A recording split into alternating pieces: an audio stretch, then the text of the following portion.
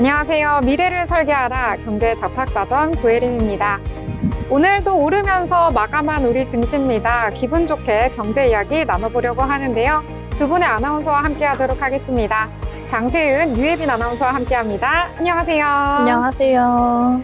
네, 그러면 간밤 뉴욕 증시 분위기부터 살펴보고 넘어가도록 하겠습니다. 이 중국과 미국 사이 다시금 멀어지는 걸까요? 이 협상 결과에 대한 대기로 인해서 혼조세를 보이면서 마감한 하루였는데요. 자세한 분위기도 살펴보도록 하겠습니다. 자, 세은 아나운서 전해주시죠. 네, 간밤 마감한 뉴욕 증시는 혼조세로 마감했습니다. 미중 무역 협상 재개 소식에 일부 낙폭을 줄이긴 했지만 여전히 불확실성은 해소되지 않아 시장은 방향성을 모색하는 모습입니다. 먼저 주요 지수 살펴보겠습니다. 다우지수는 42,761포인트, 나스닥 지수는 0.31% 오른 19,591포인트, S&P 500 지수는 0.09% 상승한 6,005포인트로 각각 혼조세를 나타냈습니다. 런던에서 미중 고위급 무역 협상이 시작됐지만 구체적인 진전이 확인되지 않아 투자자들은 관망세를 유지하는 분위기였습니다. 글로벌 이슈 함께 보면서 더 자세한 내용 알아보겠습니다. 네, 뉴욕 증시는 간밤 혼조세로 출발했는데요. 투자자들은 런던에서 시작된 미중 고위급 무역 협상에 주목하며 관망세를 보였습니다.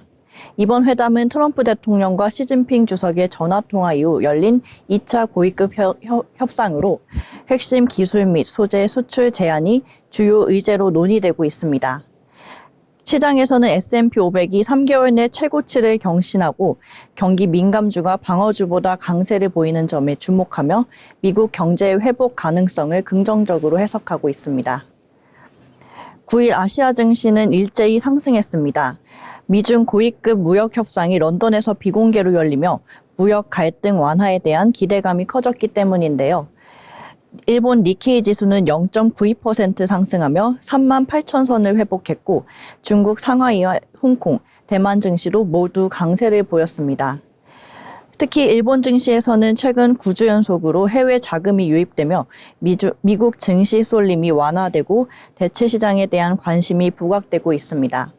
이번 회담에서는 미국 상부장관, 재무장관, 무역 대표부 대표가 참석했고 중국 측에서는 허리평 부총리가 대표로 나서 히토류 수출 완화 및 보잉기 인도 재개 등 긍정적 신호들이 이어지고 있습니다. 생성형 AI 열풍의 중심에 오픈 AI가 연간 반복 수익 $100를 돌파했습니다. 작년 55억 달러 불과 6개월 만에 2배 가까이 성장한 셈인데요. 이번 실적에서는 소비자용 챗 GPT와 기업용 API 매출이 포함됐으며 MS와의 라이선스 수익 등은 제외된 수치입니다. 오픈 AI는 2029년까지 1,250억 달러 매출을 목표로 하고 있으며 현재 챗 GPT 유료 고객은 300만 개의 기업을 돌파한 것으로 알려졌습니다. 외신들은 이번 실적이 AI 과열 논란이 아니라 실수요가 입증된 결과라며 오픈 AI의 높은 기업 가치 정당성에 힘을 실었습니다. 최근 극한 대립을 보여왔던 트럼프 대통령과 테슬라 CEO 머스크 사이에 갈등 완화 조짐이 감지되고 있습니다. 트럼프 대통령은 머스크와 대화하는데 전혀 문제가 없다고 밝혔고 머스크도 트럼프 탄핵 관련 공격적 발언을 삭제하며 태도를 누그러뜨렸습니다. 트럼프는 머스크와 사이가 좋았던 시절 구매한 빨간색 테슬라 차량도 팔 생각이 없다고 밝혔는데요. 두 사람의 관계가 개선 조짐을 보이자 테슬라 주가는 반등하며 $300대를 다시 회복했습니다.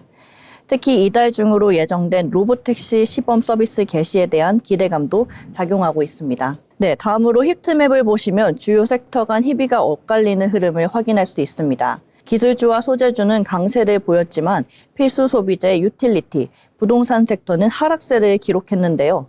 특히 대형 기술주 종목 중 메타가 0.52%, 애플은 1.21%로 가장 큰 하락폭을 보였습니다.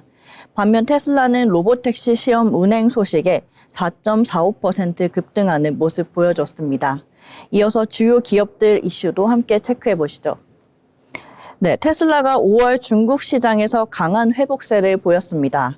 중국 내수 판매량은 38,588대로 전월 대비 34% 증가했고 수출은 23,700 74대를 기록하며 총 6만 1,662대가 판매됐습니다. 특히 신형 모델 Y 주니퍼가 3만 9,527대를 판매되며 실적을 견인했는데요. 비록 작년 같은 기간보다는 줄었지만 보험 등록 기준으로는 분기 최고 수준을 달성하며 탄탄한 수요를 입증했습니다. 유럽은 다소 부진했지만 노르웨이에서 신형 모델 Y가 판매가 급증했습니다. 메타가 AI 스타트업 스케일 AI에 최대 100억 달러 투자를 검토하고 있습니다. 이 기업은 이미지, 텍스트 데이터를 정리해 AI 모델이 학습할 수 있도록 지원하는 데이터 라벨링 전문 기업입니다. 스케일 AI는 마이크로소프트와 오픈 AI 등도 고객사로 두고 있으며 작년 매출 8억 7천만 달러에서 올해는 20억 달러 이상이 예상될 정도로 고성장 중입니다. 그동안 자체 연구에 집중해온 메타가 외부 스타트업에 이례적으로 투자에 나선다는 점에서 주목받고 있습니다. 양사는 이미 국방 분야 AI 협력도 진행 중이라고 합니다. 네, 미중 무역 협상이 재개되며 반도체 업종이 일제히 강세를 보였습니다. 엔비디아는 9일 뉴욕 증시에서 0.64% 상승한 142달러에 마감하며 시가총액 3조 4,780억 달러로 1위 마이크로소프트와의 격차를 350억 달러까지 좁혔습니다. 백악관은 중국의 히토류 수출 재개와 미국 반도체에 대한 중국의 접근 확대 방안을 논의하고 있다고 밝혔습니다. AI 칩 수출 제한은 유지되지만 전반적인 반도체 접근 완화 조치에 대한 기대감이 커지며 반도체 지수는 이날 2% 가까이 급등했습니다. 애플이 운영체제 디자인을 12년 만에 전면 개편합니다. 이번에 발표된 위키드 글래스는 투명하고 유동적인 시각 효과를 중심으로 한 신개념 UI입니다. 기존 고정된 요소들이 배경과 어우러져 역동적으로 표현되며 아이폰은 물론 아이패드, 애플워치, MR기기, 비전 프로까지 전 제품군에 적용됩니다. 또한 각기 다른 운영체제 명칭으로 통합해 사용자 경험을 단순화할 예정입니다. 애플은 이번 변화가 2013년 iOS 7 이후 가장 대대적인 업데이트라고 강조했습니다. 지금까지 미증시 마감 시황이었습니다. 네, 미증시는 일단 전체적으로 혼조세 보이면서 마감을 했습니다. 그럼에도 불구하고 월가의 시선은 굉장히 긍정적이다라고 평가를 해볼 수가 있을 것 같은데요. 자, 일단 S&P 500 지수 같은 경우에는 아까 말씀해주신 것처럼 사상 최고치 경신을 눈앞에 두고 있기 때문에 월가의 전망이 점차 밝아지고 있는 것 같습니다. 긍정적으로 돌아서긴 했지만 일각에서는 좀 위험하다라는 경계해야 한다는 신호도 나오고 있거든요. 이 경고의 목소리 살펴보자면은요, 이 S&P 500 지수 사상 최고치 경신을 하더라도 그 기세는 오래가지 못할 것이다 라는 반대 의견도 있으니까요. 투자하실 때 신중하게 보시면 좋을 것 같습니다. 자, 그러면 이번에는 저희 기업에 대해서 알아볼 시간인데요. 예빈 아나운서 어떤 기업 준비하셨을까요? 네, 알아두면 쓸데있는 기업 사전. 오늘은 한류 문화 콘텐츠를 이끄는 기업 CJ E&M을 살펴보겠습니다. CJ E&M은 1995년 엠넷과 OCN이라는 채널로 콘텐츠 사업을 시작했는데요. 2018년 CJ 오쇼핑과 합병하면서 지금의 모습을 갖추게 됐습니다. 방송, 영화, 음악, 공연, 그리고 디지털 커머스까지 문화와 예술 분야에서 큰 활약을 하면서 한국 콘텐츠 세계화를 주도하고 있는 대표적인 기업입니다. CJ E&M의 가장 큰 경쟁력은 바로 콘텐츠 IP에 있는데요. 자회사인 스튜디오 드래곤을 통해 드라마 사랑의 불시착, 나의 해방일지, 이번 생은 처음이라 같은 글로벌 히트작을 제작해 흥행에 성공합니다. 이 작품들은 넷플릭스를 포함한 해외 OTT 플랫폼에서도 큰 호응을 얻으면서 한류 드라마의 위상을 높였습니다. 뿐만 아니라 자체 제작 역량도 탄탄한데요. 인기 예능인 너의 목소리가 보여, 지구오락실, 그리고 많은 분들이 알고 계시는 영화 기생충, 헤어질 결심, 극한 직업 등 해외 유명 영화제를 사로잡은 작품들을 배급하면서 글로벌 시장에서도 큰 존재감을 보여줬습니다. 자, 그럼 이제는 CJ E&M의 IP 전략에 대해 살펴볼까요? 이 기업은 단순히 콘텐츠 제작만 하지 않는데요. 드라마나 영화 속 캐릭터를 라이브 커머스 상품으로 확장하면서 시청자들이 다양한 방식으로 다시 소비하게 만들고 있습니다. 이런 구조 덕분에 수익성은 물론 콘텐츠의 생명력까지 더 길어지게 됐는데요. CJ ENM의 또 다른 강점, 바로 글로벌 음악 콘텐츠입니다. 대표적으로 K콘과 마마 어워즈를 들 수 있는데요. 이 두 행사는 이제 단순히 공연을 넘어서 세계 팬들이 기다리는 글로벌 문화 플랫폼으로 자리 잡았습니다. CJ ENM은 최근 글로벌 음악 전략 로드맵을 발표하면서 해외 레이블 설립, 글로벌 오디션 확대, 스트릿 댄스 예능 제작 등 음악 IP 글로벌 확장에도 박차를 가하고 있습니다. 그렇다면 실적은 과연 어떨까요? 2025년 1분기 CJ ENM의 연결 기준 매출액은 약 1조 1,383억 원입니다. 여기에 영업이익은 7억 원으로 집계됐는데요. 2024년 같은 기간엔 매출이 약 1조 1,382억 원, 영업이익은 381억 원이었습니다. 이렇게 한 해 사이에 영업이익이 무려 94% 넘게 감소한 건 높아진 콘텐츠 제작비, 그리고 광고 시장 위축의 여파가 커 보입니다. 다만 여기서 커머스 부분은 예외인데요. 특히 모바일 기반의 라이브 커머스가 안정적인 흐름을 이어가면서 커머스 부분 매출액은 4% 이상 증가했고요. 현재는 전체 매출의 약 46%를 차지하고 있을 정도로 기업 실적을 든든히 떠받치고 있습니다. 그렇다면 CJ ENM은 콘텐츠와 커머스를 어떻게 연결하고 있을까요? 바로 방송 속 제품을 바로 구매할 수 있는 시스템을 도입했습니다. 드라마 속 굿즈를 온라인 스토어에서 판매하거나 방송 콘텐츠를 활용한 팝업 스토어를 운영하면서 콘텐츠에서 소비, 그리고 경험으로까지 이어지는 선순환 구조를 만들고 있습니다. 콘텐츠를 얼마나 잘 만드는 것인가에서 더 나아가 그 콘텐츠를 어떻게 확산하냐에 초점을 맞추고 있는 점이 인상적인데요. 마지막으로 주가 흐름도 함께 살펴보겠습니다. 현재 CJ ENM의 주가는 7만 원대 초반을 유지하고 있고요. 국내 주요 증권사들은 하반기 실적 반등 가능성과 글로벌 콘텐츠 확장성을 고려해 목표 주가를 8만 원대 중반으로 제시하고 있습니다. 콘텐츠 제작을 넘어서 소비자와의 연결을 잘 아는 기업, 지금까지 CJ ENM을 알아봤습니다. 네, 콘텐츠 관련주 CJ ENM 함께 살펴봤습니다. 자, 일단 주가 같은 경우에는 고점 대비해서는 70% 넘게 빠지면서 바닥권에서 움직이는 흐름 보여주고 있는데요. 일단은 적자도 계속해서 나고 있는 상황이고, 다만 돌파구라고 한다면 일단은 올해까지는 65편의 작품 선보일 계획이고요. 또 스튜디오 드래곤이라든지 CJ CGV 같은 다양한 계열사들과 협력을 해서 새롭게 유통과 함께 새로운 수익 구조를 만들려고 하는 노력을 하고 있다라는 점 참고해 보시면 좋을 것 같습니다. 자, 그러면 이번에는 저희 뉴스에서 경제 내용들을 살펴보려고 하는데요. 오늘 어떤 내용들 준비하셨을까요?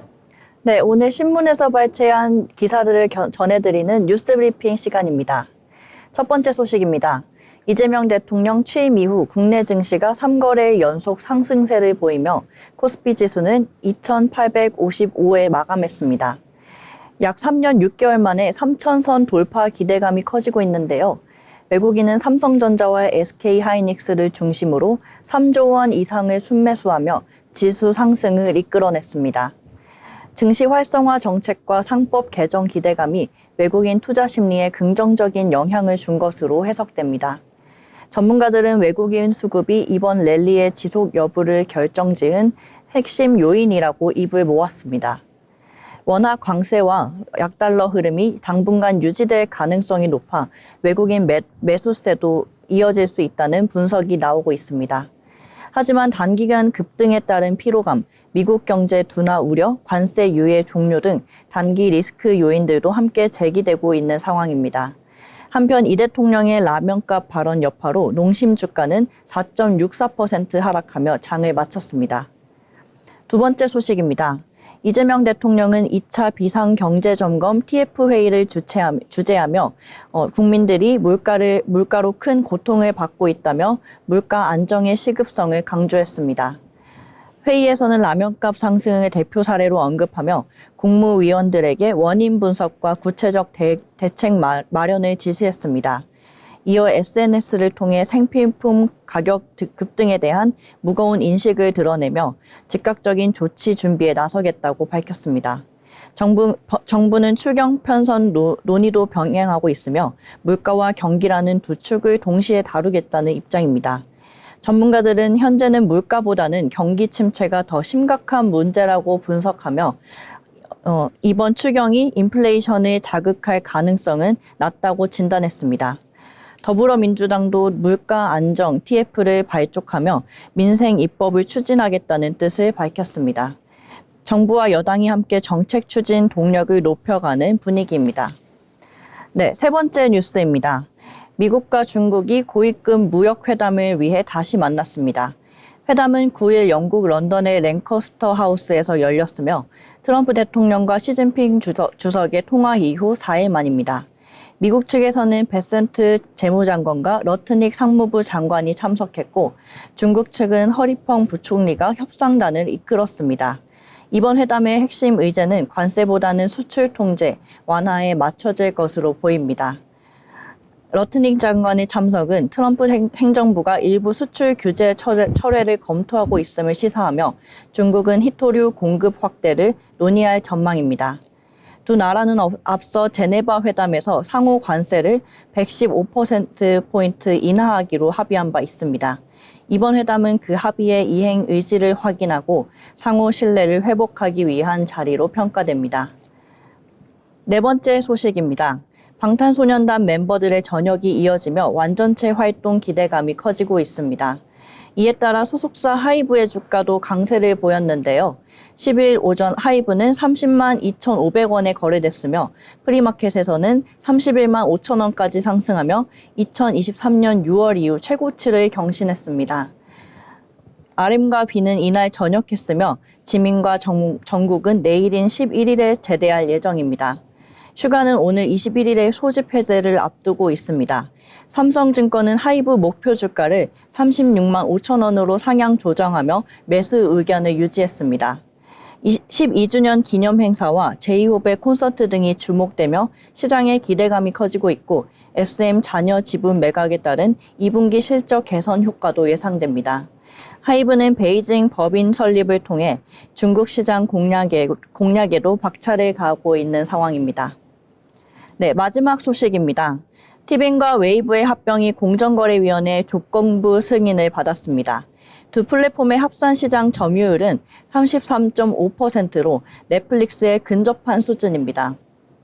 공정위는 요금 인상 및 소비자 선택권 저해 우려를 이유로 2026년 12월까지 현행 요금제를 유지할 것을 명령했습니다. 특히 실시간 방송과 KBO 리그 중계 등으로 충성 구독자층의 가격 민감도가 낮다는 점도 고려됐습니다. 통합 OTT 출범 전 요금제 가입자는 서비스 해지 후 1개월 이내 재가입 시 기존 조건을 보장받을 수 있습니다.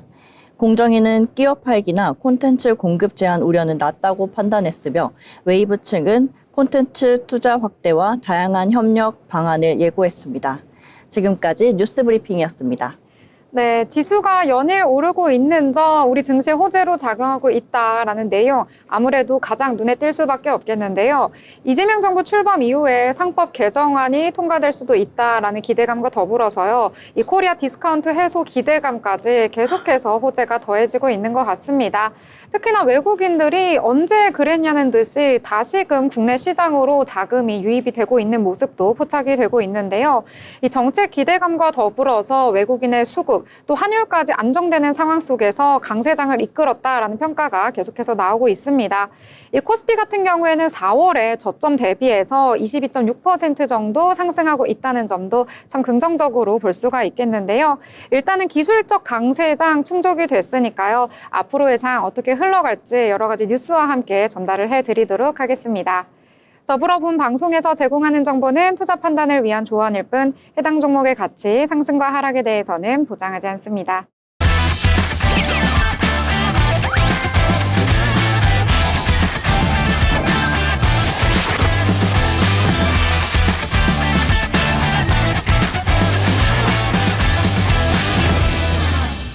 네, 이번 시간은 돈을 잘 벌고 싶은 고수가 되고 싶은 아나운서들이 모여서 경제 이야기, 주식 이야기 함께 나눠보도록 하겠습니다. 자, 일단 국내장 먼저 분위기 체크하고 넘어가려고 하는데요. 오늘 같은 경우에도 어제에 이어서 양대 지수 빨간불로 마감을 했습니다. 특히 코스피 같은 경우에는 5거래일 연속해서 상승하는 모습 연출을 해줬는데요. 자세한 지수 분위기도 살펴보도록 하겠습니다.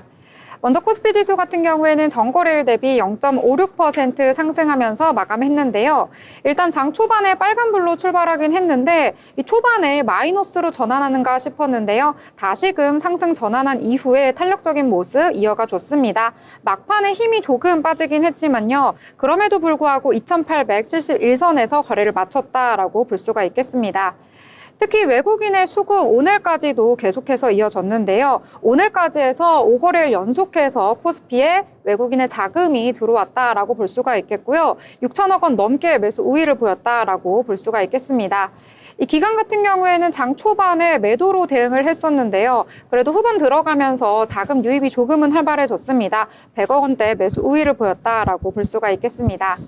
이 코스닥 같은 경우에도 코스피와 비슷하게 분위기가 흘러갔는데요. 일단 장 초반에는 플러스로 시작을 했었는데 마이너스권으로 내려오긴 했었는데요. 다시금 힘을 내주면서 플러스로 전환에 성공했습니다. 장중 내내 플러스권에서 계속 움직이면서 고점에서 마감했는데요. 전거래일 대비 0.91% 상승하면서 거래 마쳤습니다. 771선에서 거래를 마쳤는데요.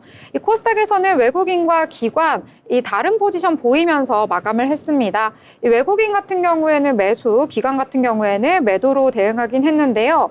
특히 외국인 같은 경우에는 장중에 계속해서 자금이 유출되는 모습 보였었는데 그래도 장 후반 가면서 매수로 전환하면서 마감을 했다라고 정리를 해볼 수 있을 것 같습니다.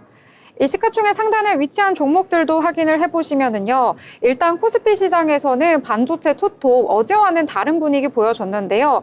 이 삼성전자 같은 경우에는 어제 장중에 6만 원 선 터치하기도 했었는데 오늘은 1%대 하락을 하면서 59,200원의 종가를 형성했고요. 반면에 SK하이닉스는 오늘 플러스로 마감했다는 점 특징적이다라고 보실 수가 있겠습니다. 특히 한화 에어로스페이스 5%대 강세 속에서 거래를 마친 모습 나타나줬고요. 그다음에 코스닥 같은 경우에는요. 이 전체적으로 혼조세 보인 양상이었습니다. 네, 그래도 코스닥 시장에서는요. 이 제약바이오가 오늘 장에서 강세 보였다라고 볼 수가 있겠는데요. 특히 한미약품 같은 경우에는 이 미국의 당뇨 병학회를 앞두고 임상연구 발표를 할 예정이다라는 소식 속에서 오늘 강세를 보였고요. 알테오젠 최근 들어서 흐름이 굉장히 좋습니다. 오늘도 역시 1%대 추가적인 상승을 했다는 점 특징적으로 알아가 두시면 좋을 것 같습니다. 자, 이렇게 오늘장 역시 양대지수 플러스로 마감을 해서 기분 좋게 또 이야기 나눌 수 있을 것 같은데요. 오늘은 또 어떤 종목과 섹터가 강세 보였는지 이슈와 함께 알아보도록 하겠습니다. 자, 그럼 채연 아나운서 어떤 이야기부터 나눠볼까요? 네, 저는 오늘 넷마블 먼저 가져와 봤습니다. 넷마블이 10일 오전 장 초반부터 강세를 보이며 투자자들의 관심을 끌고 있습니다. 넷마블은 장 초반 58,500원까지 오르며 단기 고점을 기록했는데요. 이 같은 상승세는 2분기 실적에 대한 기대감이 본격 반영된 것으로 보입니다. 미래에셋증권은 이날 발표한 보고서에서 넷마블이 2분기 약 830억 원의 영업이익을 기록할 것으로 예상하며 이는 시장 컨센서스인 620억 원을 크게 상회하는 수준이라고 평가했습니다. 특히 자체 IP 기반 신작 세븐나이츠 리버스가 출시 이후 장기간 모바일 게임 시장을 상위 유지하면서 높은 성과를 보이고 있는 점이 긍정적입니다. 지급 수수료 부담도 줄고 있어 수익성 개선 효과가 나타나고 있는 상황입니다. 더불어 하반기에는 신작 몬스터 길들이기, 아레나 등의 출시가 예정되어 있어 신작 라인업 강화와 함께 넷마블의 실적 모멘텀은 계속될 것으로 전망됩니다. 이 같은 모습 보인 넷마블 오늘 장에서 꾸준한 상승 보이다가 59,700원으로 종가 형성했습니다. 네, 이렇게 오늘 윗골이 조금 달리긴 했는데요. 그래도 강세 보이면서 마감을 했습니다. 또 게임 쪽으로 관심 많으신 분들은 넷마블 게임도 유의 깊게 보실 것 같은데요. 특히나 이제 국내에서 가장 큰 이제 행사로 꼽히는 여름 시즌에 열리는 엑스박스 쇼케이스가 있는데요. 이 평균 수천만 명의 여러 시청자를 동원하는 대규모 행사에서도 이번에 단독으로 영상이 출품이 됐다고 합니다. 나 혼자만 레벨업, 어라이즈 오버드라이브가 최초라고 하는데요. 이러한 점도 호재로 작용할 수 있으니까요. 투자해보실 때 참고해보시면 좋을 것 같네요. 자, 그러면 또 다른 테마 이야기를 해보려고 하는데요. 자, 이 정부와 관련해서 웹툰주가 강하게 상승했었는데 이 조금씩 이야기가 사라지나 했더니 다시금 오늘장에서 떠올랐습니다. 웹툰 보시는 분들도 굉장히 많으실 것 같은데요. 혹시 두 분의 아나운서는 웹툰 좀 관심 있는 웹툰 있으신가요? 아니요, 저는 웹툰을 요즘 잘 못 봐가지고. 네. 그래도 웹툰으로 막 드라마나 영화 이런 거 나오니까 많이들 그래도 들어보셨을 것 같아요. 네. 네. 혹시 세금 아나운서는 보는 웹툰 같은 거 있으실까요? 저는 웹툰은 평소에 챙겨보지는 않는데 이제 드라마나 영화로 나오면 조금씩 보는 편입니다. 네, 그러니까요. 이 웹툰 기반으로 해서 영상이 만들어지면 굉장히 인기를 끌더라고요. 그래서 실제로 넷플릭스에서도 최근에 인기 끌고 있는 작품들 굉장히 많이 있는데요. 이와 관련해서 오늘장에서 관련된 종목들 굉장히 강세를 보였습니다. 자, 일단 정부 쪽에서의 호재도 있고 넷플릭스 관련해서도 호재가 있는 것으로 나타났는데요. 자, 일단 정부 쪽에서는 웹툰 산업을 이 국가 전략 산업으로 공식 지정을 하겠다라는 이야기를 했었고요. 이와 관련해서 세제 혜택과 해외 진출 지원 등 이 종합 지원책을 추진하겠다라고 밝힌 것으로 전해지고 있습니다. 이 문체부에서요, 올해 웹툰 산업의 20주년을 맞아서 27년까지 산업 규모 4조 원, 수출은 3조 4천억 원으로 확대하는 이 공격적인 육성 전략을 펼치겠다라고 이야기를 전했는데요. 특히 AI를 통해서 기반한 이 제작 지원을 위해서는요, 추경 예산 165억 원 정도를 편성하겠다라고 밝혔고요. 이 중화권이나 동남아 쪽에서도 굉장히 한국의 웹툰이 인기이기 때문에 이쪽으로도 큰 지원을 하겠다라고 밝혔습니다. 이 저작권 보호 체계 정비 같은 것들도 핵심 과제로 추진을 하는 것으로 전해졌는데요. 일전에 이재명 대통령이 이 대선 공약으로 문화강국을 국가 비전으로 제시를 하면서 웹툰을 포함해서 여러 가지 K 콘텐츠 여러 가지로 지원을 하겠다라고 밝혔는데 실제로 이 공약이 실행이 되고 있는 것으로 풀이가 되고 있습니다. 자, 그리고 웹툰의 IP를 바탕으로 만든 드라마 또 한 번 인기를 끌고 있는데요. 들어보셨을지 모르겠는데 이 넷플릭스의 오리지널 시리즈 광장이라는 드라마가 굉장히 인기를 끌고 있다고 합니다. 이 네이버 웹툰이 원작인데요. 이 공개 첫 주 만에 넷플릭스 TV쇼 비영어 부문에서 글로벌 3위에 올랐다라고 알려졌고요. 이 한국은 물론이고요. 뭐 일본이라든지 대만, 태국 같은 아시아 국가는 물론 이 브라질, 멕시코, 프랑스 같은 이 전 세계 83개 국가에서 오늘의 탑10 목록에 이름을 올렸다고 합니다. 인기가 정말 굉장하다라고 볼 수가 있겠는데요. 자, 일단 시장에서는 웹툰 IP가 성공의 흥행 보증수표다라고 보면서요. 웹툰이 일단 인기가 있으면 이걸 통해서 영화나 드라마를 만들더라도 충분히 안정적인 인기를 끌 수 있다라고 판단을 하는 것 같습니다. 이 탄탄한 스토리를 갖췄기 때문에 국내 시장뿐만 아니라 세계 시장에서도 큰 호응을 얻고 있다라고 보고 있는 건데요. 이와 관련해서 오늘장에서 미스터 블루 같은 경우엔 장중에는 상한가 터치하긴 했는데 좀 윗꼬리가 길게 달렸습니다. 오늘 15%대에서 마감하는 모습 보여졌고요. 미투홈 같은 경우에는 상한가 터치한 이후에 그대로 마감했고 핑거스토리는 29.14%까지 찍었는데요. 또 역시 윗꼬리 길게 달고 내려와서 5%대에 마감을 했습니다. 키나리 스튜디오는 7.56%에서 마감했다라고 보시면 될 것 같습니다. 자, 이렇게 웹툰과 관련해서 여러 가지 종목들 오늘장에서 강세 보였는데요. 자, 이번에는 또 다른 종목 알아보도록 하겠습니다. 자, 이번에는 어떤 종목 이야기해 볼까요? 네, 제가 두 번째로 가져온 종목은 현대로템입니다. 현대로템이 대형 방산 수출 계약을 앞두고 주가가 급등세를 보이고 있습니다. 현대로템은 전거래일보다 9.52% 오르며 사상 최고가를 경신했습니다. 주가 급등의 배경에는 K2 전차의 폴란드 수출 확대에 대한 기대감이 있습니다. 복수의 정부 관계자에 따르면 이달 말 폴란드 정부와 K2 전차 180대 공급 계약이 체결될 예정이며 계약 규모는 약 9조 원에 달해 역대 최대 규모의 방산 수출이 될 것으로 보입니다. 공급 방식도 주목됩니다. 현재 180대 중 117대는 현대로템이 국내에서 직접 생산하고 나머지 63대는 폴란드 방산업체 PGZ가 현지에서 생산하는 형태로 진행됩니다. 앞서 현대로템은 2022년 폴란드와 1차 수출 계약을 체결하며 K방산의 핵심 수출 기업으로 부상한 바 있는데요. 이번 2차 계약까지 이어진다면 중장기 실적에 큰 호재가 될 것으로 전망됩니다. 이 같은 소식에 현대 로템 오늘장에서 급등세 유지하면서 16만 8,100원의 종가 형성했습니다. 네, 현대로템 같은 경우엔 대표적인 방산주 중에 하나죠. 오늘장에서 지수를 받쳤던 것 중에 하나가 바로 방산주입니다. 오늘 거의 고점 라인에서 마감을 했기 때문에 참고해서 보시면 좋을 것 같습니다. 자, 이번에 또 다른 내용들 함께 이야기 나눠보려고 하는데요. 오늘장에서 전선이라든지 전력 관련된 종목들 상승을 해서 함께 이야기 나눠보려고 합니다. 이 정부와 관련해서 또 한번 호재가 증시에 이슈로 작용을 한 것 같은데요. 자, 일단 이재명 정부의 에너지 고속도로 사업에 대한 기대감이 계속해서 이어지면서 이 관련주들 강세를 보인 것으로 풀이가 되고 있습니다. 자, 이재명 대통령이 대선 과정에서 오는 2036년까지 완료될 예정인 서해안 에너지 고속도로 사업을요, 6년 정도 단축을 시켜서 2030년까지 완공을 하겠다라고 밝힌 건데요. 여기서 에너지 고속도로 처음 듣는 분들도 있으실 것 같습니다. 자, 이재명 정부가 핵심적으로 추진하는 프로젝트 중에 하나인데요. 이 한국의 에너지 산업 전반에 큰 변화를 불러올 수도 있는 사업이다라고 보시면 될 것 같습니다. 자, 계획대로 진행이 된다면은요, 내년에 시공사와 민간 사업자가 선정될 가능성이 높다라고 평가가 되고 있고요. 이 서해안 에너지 고속도로는 호남에서 생산한 해상 풍력 전력을요, 이 수도권까지 안정적으로 보내는 사업의 일환이다라고 보시면 되겠고요. 굉장히 규모가 큽니다. 이 총 사업비 11조 원 규모의 초대형 프로젝트다라고 보시면 될 것 같고요.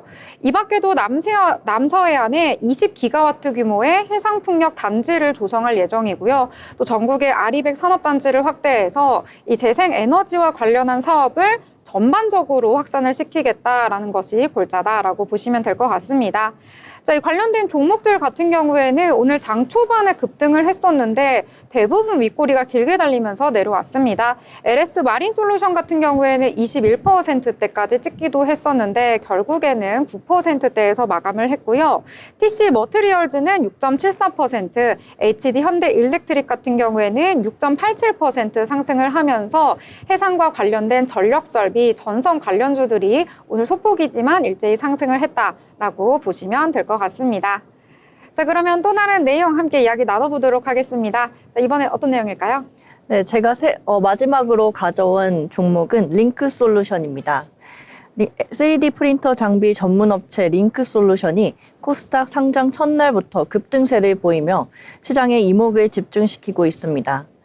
링크솔루션 주가는 장중 한때 35,000원을 터치하며 고점을 높였습니다. 링크솔루션은 2015년 설립된 3D 프린팅 장비 개발 전문 기업으로 최근에는 파운드리 형태의 생산 서비스를 통해 시제품 개발을 넘어 고정밀 부품 양산 시장으로 영역을 넓히고 있습니다. 특히 제조 공정 자동화, 고강도 고정밀 출력 기술 확보 등 차세대 기술력을 바탕으로 항공, 자동차, 의료 등 다양한 산업과의 협업 가능성이 주목받고 있습니다. 상장 전부터 시장의 관심도 뜨거웠습니다. 기관 투자자 대상 수요 예측에서 1159대 1로 일반 청약에선 1999대 1이라는 높은 경쟁률을 기록했으며 청약 증거금으로만 2조 5,864억 원이 몰렸습니다. 회사는 상장을 계기로 대전 내 3D 프린팅 전용 제조 파운드리 시설 증설에 나설 계획이며 생산 중심에서 서비스 중심으로의 전환을 선언하고 있습니다.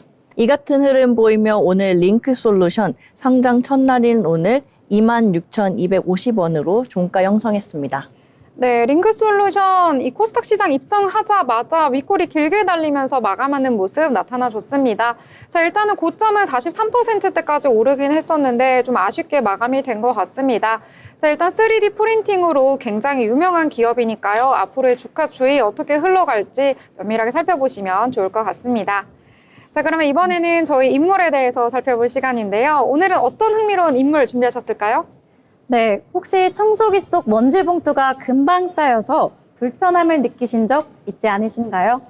알아두면 쓸데있는 인물 사전. 오늘은 사소한 불편을 해결하며 삶의 질을 높여준 인물, 제임스 다이슨의 이야기를 들려드리겠습니다.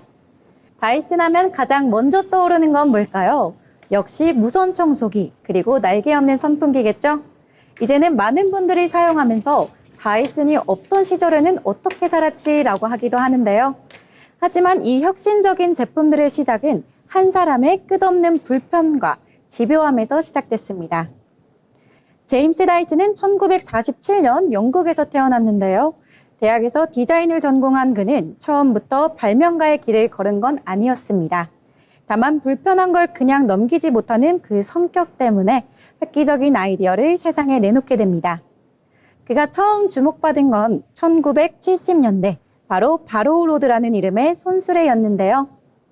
두 개의 바퀴가 달린 일반 손수레 대신 커다란 공 모양 바퀴 하나를 단 구조였습니다. 이런 구조 덕분에 흙탕길이나 울퉁불퉁한 지형에서도 끌기 편했고요. 이후 손수레 시장에서 큰 인기를 끌게 됩니다. 하지만 진짜 이야기의 시작은 청소기부터입니다. 1980년대 초반 그는 집에서 청소기를 사용하다가 왜 이렇게 흡입력이 금방 떨어질까라는 의문을 갖게 되는데요. 당시 대부분의 청소기는 먼지 봉투를 사용하는 방식이었고요. 조금만 사용해도 필터가 막혀서 성능이 급격히 떨어졌습니다. 여기서 그는 생각을 하게 됩니다. 먼지를 걸러내되 필터 없이도 흡입력을 유지할 수 있는 그 방법은 뭘까? 이 발상이 바로 사이클론 진공 기술의 시작이었습니다. 제임스 다이슨은 무려 5,127번의 시도 끝에 먼지를 원심력으로 걸러내는 청소기를 완성합니다. 하지만 여기서 난관이 또 한 번 기다리고 있는데요. 당시 대부분의 가전업체들은 소모품이 빠지면 수익이 줄어든다는 이유로 이 청소기 출시를 거부했습니다. 결국 그는 직접 회사를 설립하고 1993년 다이슨 DC01 청소기를 세상에 내놓게 됩니다. 그리고 이 제품은 출시 2년 만에 영국에서 청소기 점유율 1위를 차지하게 됩니다. 그 이후로도 다이슨은 청소기에서 무선화, 디지털 모터, 고성능 필터까지 기술을 발전시키고요. 날개 없는 선풍기, 그리고 헤어드라이기, 가전제품의 디자인과 기능을 완전히 새롭게 정의하는 혁신을 이어갑니다. 특히 날개 없는 선풍기는 많은 분들이 충격을 받았던 제품이죠. 당연하다고 여겼던 선풍기의 형태를 완전히 뒤집어 안전성, 소음, 디자인 모든 면에서 기존 제품과는 차원이 달랐습니다. 그는 기업 운영 방식도 남달랐는데요. 다이슨은 엔지니어 중심의 조직으로 운영되며 직원의 절반 이상이 R&D 부서 소속입니다. 매년 수천억 원의 기술 개발에 재투자하고 있으며 이 덕분에 다이슨은 고급 가전 브랜드의 대명사가 되었습니다. 현재 다이슨은 영국을 넘어 싱가포르, 말레이시아 등의 연구소와 생산시설을 두고 있고요. 전 세계 매출은 10조 원을 넘어섰습니다. 그렇다면 제임스 다이슨의 철학은 뭘까요? 그는 이렇게 말했습니다. 사람들이 불편해하는 순간이야말로 발명의 기회다. 그는 당장의 이익보다는 해결되지 않은 불편함을 하나씩 찾아내고 그걸 기술로 해결해왔습니다. 한 인터뷰에서는 이렇게 말하기도 했는데요. 나는 성공한 발명가가 아니라 실패한 실험을 5,000번 넘게 해본 사람이다. 이 말에서 그의 집요함과 끈기가 얼마나 큰 자산인지 깨닫게 해주죠. 이렇게 우리가 당연하게 노리는 편리함 뒤에는 누군가의 끈질긴 실험과 질문이 있다는 거. 바로 이 점이 다이슨을 특별하게 만들어주는 것 같습니다. 지금까지 오늘의 인물로그였습니다. 네, 오늘 제임스 다이슨에 대해서 흥미롭게 잘 들어봤습니다. 자, 이번에는 저희 리포트 알아볼 시간인데요. 오늘 어떤 내용 준비를 하셨을까요? 네, 최근 유럽 전기차 시장에서 반가운 소식이 들려오고 있습니다. 유럽 각국의 정책 지원과 수요 회복세에 힘입어 전기차 판매가 뚜렷한 반등 흐름을 보이고 있는데요. 오늘 리포트 브리핑에서는 유럽 전기차 판매 호조세 지속이라는 주제로 유진투자증권의 리포트 소개해드리겠습니다. 먼저 5월 유럽 전기차 시장 동향입니다. 5월 유럽 전기차 판매는 약 29만 5천 대로 전년 동월 대비 31% 증가한 것으로 추정됩니다. 독일은 56%, 영국 34%, 스페인 131%, 이탈리아는 67%의 폭발적인 성장세를 기록한 반면 프랑스만 유일하게 마이너스를 기록했습니다. 1월에서 4월 누적 판매량도 112만 대를 넘기며 전년 대비 22% 성장세를 보였는데요. 상반기 전체로는 견조한 성장 흐름을 확인할 수 있습니다. 또한 7월부터는 독일에서 기업 전기차에 대한 75% 가속 상각이 도입될 예정입니다. 이번 상승세는 정책적 변화와도 밀접한 관련이 있습니다. 하반기에는 사회적 리스 프로그램과 기업 전기차 의무 판매 제도가 시행될 예정입니다. 또한 EU는 전기차 이산화탄소 배출 벌금 납부 기준을 1년 단위에서 3년 평균으로 완화했음에도 불구하고 올해 전기차 판매는 견조하게 유지되고 있습니다. 충전 인프라 확충, 폐배터리 재활용, 탄소 발자국 규제 등 전방위적인 정책 추진이 예고된 만큼 시장 확장성은 더욱 뚜렷해질 것으로 보입니다. 배터리 산업 육성책도 본격화되고 있습니다. EU는 약 30억 유로 규모의 배터리 부스터 패키지를 발표하며 배터리 생산 확대, 원자재 확보, 재활용 산업 육성 등 공급망 전반을 강화할 계획입니다. 특히 양극재와 음극재 등 핵심 소재의 EU 내 생산 비중을 50% 이상으로 높이고 차세대 고체 전해질 배터리 기술까지 지속적으로 지원하겠다는 방침을 밝혔습니다. 글로벌 전기차 판매 전망도 긍정적입니다. 2030년까지 전 세계 전기차 판매량은 3,935만 대 수준으로 확대될 것으로 예상되며 전체 자동차 시장에서의 비중도 38%에 이를 것으로 보입니다. 국가별로는 미국이 30%, 유럽 47%, 중국이 60% 수준의 비중을 차지할 것으로 전망됩니다. 이처럼 유럽 시장의 비중이 크다는 점에서 K배터리 수출 확대 여력도 상당히 크다는 분석입니다. 전기차 비중도 2024년도에는 19%였던 반면에 2030년도에는 38%까지 증가할 전망입니다. 특히 국내 배터리 업체들의 전략이 본격화되고 있는 가운데 미국 ESS 시장 확대와 LFP 배터리 전환 흐름이 시작되면서 K배터리와 관련된 소재, 부품주에 대한 투자 매력도 주목받고 있습니다. 따라서 셀 업체와 함께 양극재, 음극재, 분리막 등 핵심 소재 기업들의 가치 또한 재조명될 가능성이 높아지고 있습니다. 지금까지 리포트 브리핑이었습니다. 네, 전체적으로 배터리 또 전기차에 대해서 폭넓게 알아본 시간이었습니다. 더불어 본 방송에서 제공한 정보는 투자 판단을 위한 조언일 뿐 해당 종목의 가치, 상승과 하락에 대해서는 보장하지 않습니다.